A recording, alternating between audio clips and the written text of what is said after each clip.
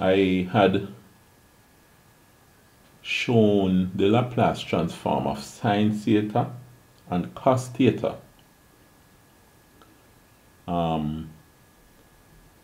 in a previous video, where I had used the integration by parts. Now let's show the Laplace transform of sine theta and cos theta again, but this time we're going to use the complex number representation of sine theta and cos theta. Just a quick note and review here. Remember, the complex number, if you look at the Argand diagram, this is theta. Just in case you don't remember, we're going to be looking at what this has to do with the complex number. If we consider this a right angle triangle and the hypotenuse is r, if this is x, you remember that x is equal to r sine theta, because the fact is sine theta is the opposite, which is x, over hypotenuse, which is r. So when you transpose for x, you get r sine theta. So this is really r. All right, r 2 times r sine theta. But this is the imaginary part, so I'm using jr sine theta to represent it. Now, if r is 1, all you have is just j sine theta, right? As in that case there. And if this is y, and you say the cosine of theta is equal to adjacent, which is y, over hypotenuse, which is r, then y would be r cos theta. So this is r cos theta. And if r is 1, then all you have is just cos theta, right? Now, theta is in radians, it's angle in radians. And theta, the angle, is a function of time. So theta is really a constant, a times t, right? So theta is some constant times time, some function of time. All right. Now, let's just get rid of this. Just a quick review. Now here, since theta is a constant times time, what we are going to do is rewrite this as e to the j. And remember, j is sometimes used in engineering. J is used to represent the square root of -1, but generally it is I is used to represent the square root of -1. But I think because I is already used to represent the intensity of current flow in electrical engineering, J is sometimes used instead of I, in order to avoid any confusion. All right, so here now, e to the j at is what we have. So in this case, what we're going to find is the Laplace transform of e to the j at. All right, now we have the general representation of the Laplace transform. It is the integral from 0 to infinity of e to the negative st, where t represents time, multiplied by the function.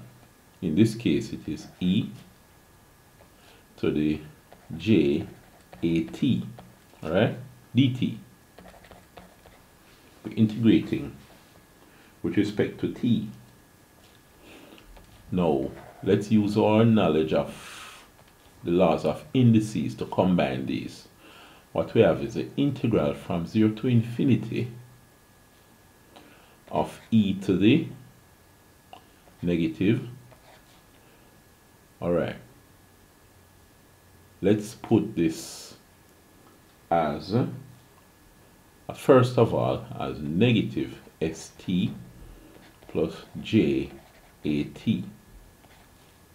dt, because we're adding both powers in this case. Now this is the integral from 0 to infinity of e to the, let's factor out t, e to negative t negative s plus j a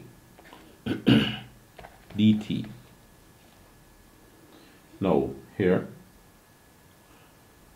we can put this as positive s, right? How do we do it? If we factor out t, this is what we get. Oh, there was no negative in at first. My mistake here. I had put a negative out there. Ah, that's it. It's just e to the negative st plus j at. I shouldn't have put a negative out here as yet.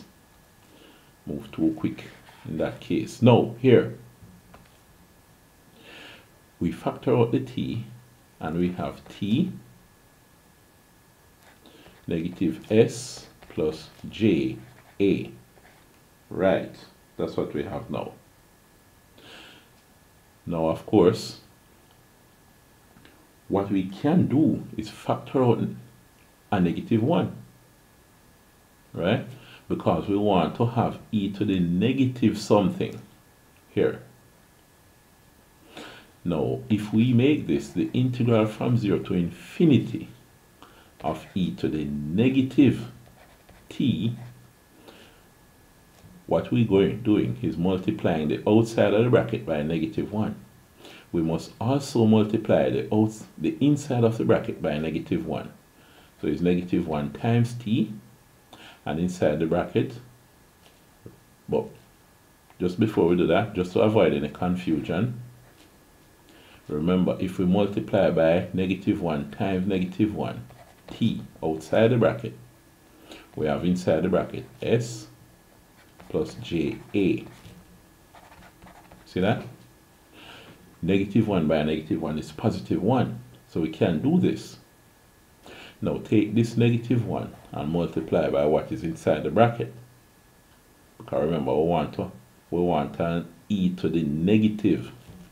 Alright? So when we do this, and remember, negative 1 will multiply both negative st and positive j a. Let me just dot the j's here. Negative 1 times negative s. Let's do that. Integral from 0 to infinity of e to the negative t, open bracket. This negative is from the negative 1, and we have our t here. This negative 1 multiply what's inside the bracket. Negative 1 by negative s is positive s. Negative 1 by positive ja is going to be negative ja. And then our dt.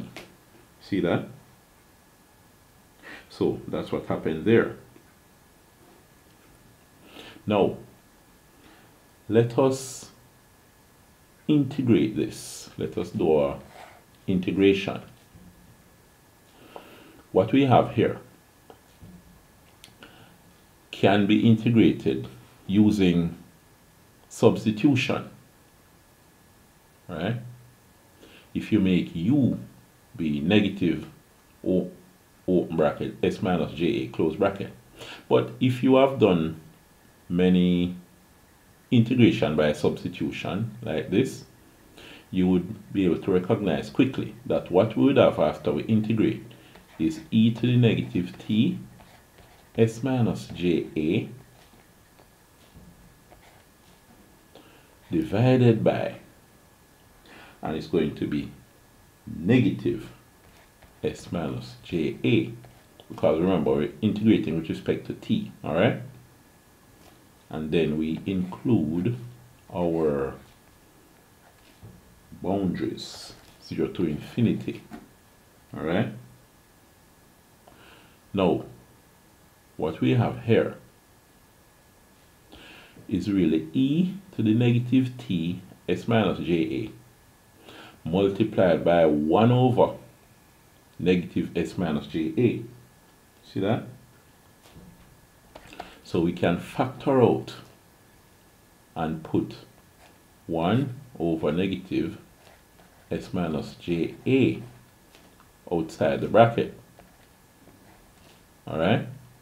And then we have an easier time if we are dealing with e to the negative t s minus ja from 0 to infinity.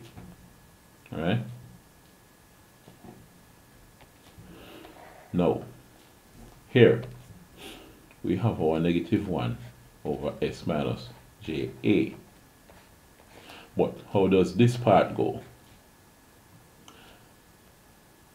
Let's rewrite this to make it a bit easier. Let's rewrite the e to the negative power as 1 over e to the positive power.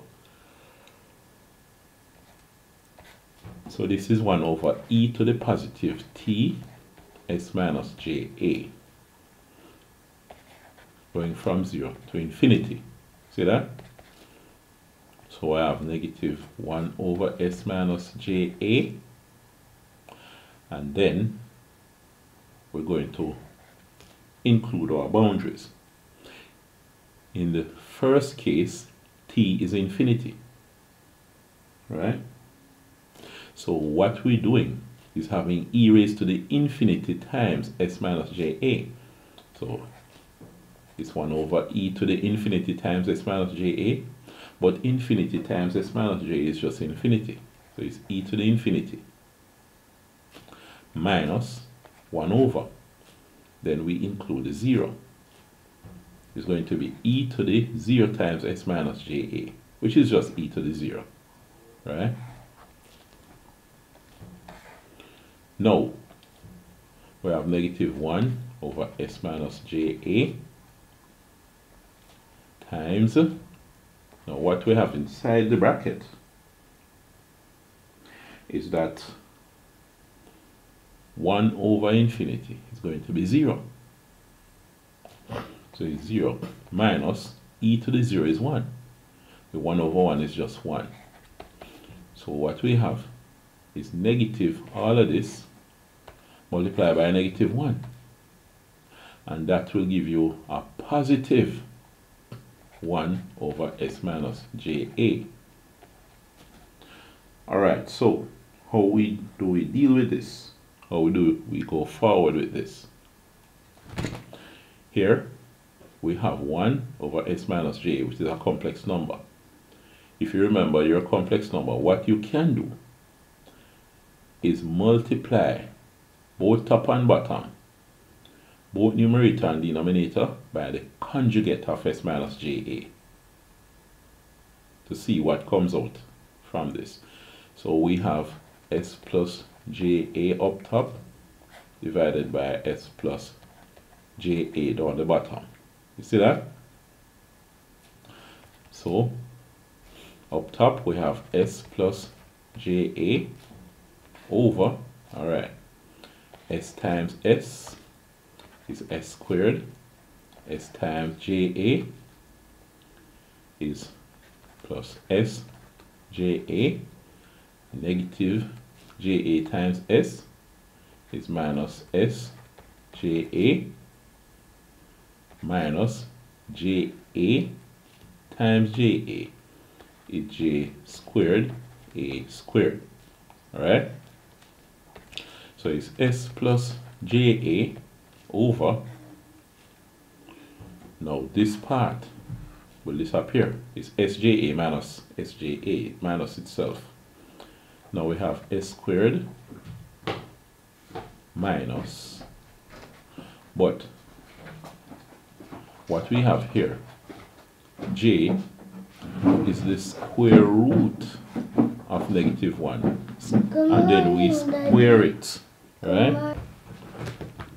So if we square the square root of -1, we get -1, and that multiplies a squared. All right, but then we have s plus ja over minus -1, give you a +1, so it's s squared plus a squared. Now, what we have here is a fraction, all right? So this can be broken up into s plus ja, oh, my, it's s over s squared plus a squared plus j a over s squared plus a squared. Now this is the real part and this is the imaginary part. Now remember, cosine theta is the real part, sine theta is the imaginary part, right? So it seems what we have here is that cosine theta, the Laplace transform of cosine theta, is s over s squared plus a squared. And the Laplace transform of sine theta is the imaginary part here, is a over s squared plus a squared. Right? Now let us look at something here. We're saying the Laplace transform is the Laplace transform of cos theta is s over s squared plus a squared. So here the Laplace transform according to our table of transform is s over s squared plus a squared. Good. And the Laplace transform of sine a is a over s squared plus a squared.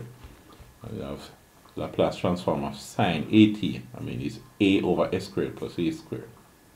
Alright, so we showed the Laplace transform of cos theta and sine theta. Well, we're saying theta is at, right?